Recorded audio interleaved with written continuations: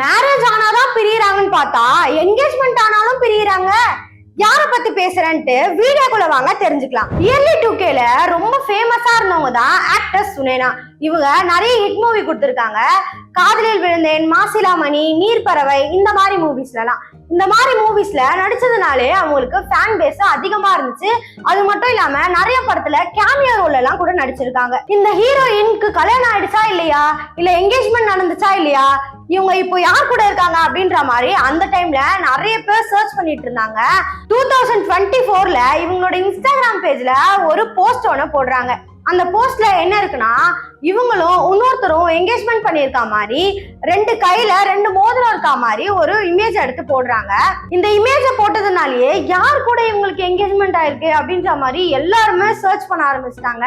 இந்த போஸ்ட போட்டு கரெக்டா 20 டேஸ்க்கு அப்புறம் ஒரு மலேசியா இன்ஃப்ளூயன்சர் இதே போஸ்ட அவரோட இன்ஸ்டாகிராம்லயும் போஸ்டா போடுறாரு. அவர் யாருன்னா காலித் அல் அமீரி.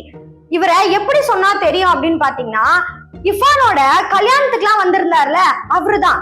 இவரு மலேசியால சம பெரிய இன்ஃப்ளூயன்சர்னு எல்லாராலையும் சொல்லப்படுறாரு. இவங்களுக்கு என்கேஜ்மெண்ட்டுக்கான ஒரு 3 மந்த் முன்னாடி தான் இந்த யூடியூபருக்கு டைவர்ஸ் ஆயிருக்குன்னே சொல்றாங்க.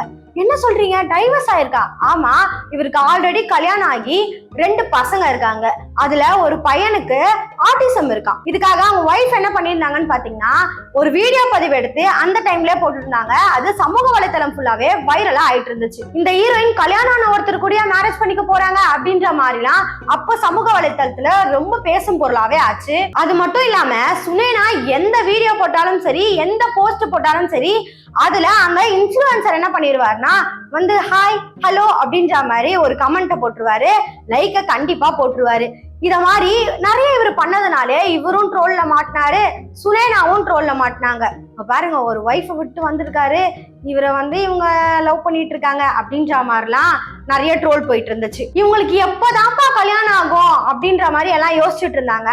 ஆனா இப்ப என்ன நடந்திருக்குன்னு பாத்தீங்கன்னா, அவங்க இன்ஸ்டாகிராம்ல போட்டிருந்த போஸ்டையும் இவங்க இன்ஸ்டாகிராம்ல போட்டிருந்த போஸ்டையும், ஏன் இவங்க 2 பேர் எடுத்த போட்டோஸ் எல்லாம் கூட இவங்க இன்ஸ்டாகிராம் பேஜ்ல இருந்து டெலீட் பண்ணிட்டாங்க. இவங்க ஒருத்தருக்கு ஒருத்தர் அன்ஃபாலோவுமே பண்ணிக்கிட்டாங்க. இதை பார்த்து மக்கள் எப்படி பேச ஆரம்பிச்சிட்டாங்கன்னு பாத்தீங்கன்னா, அவங்க 2 பேரும் பிரிஞ்சுட்டாங்க, அவ்வளவுதான், இனிமேட்டு மேரேஜ் எல்லாம் நடக்காது அப்படின்ற ரேஞ்சுக்கு பேச ஆரம்பிச்சிட்டாங்க. இதே மாதிரி ஒரு விஷயம் ஆல்ரெடி நடந்த மாதிரியே இருக்கே, அது யாரா இருக்கும்? பிரபல குக்கரா இருக்குமோ?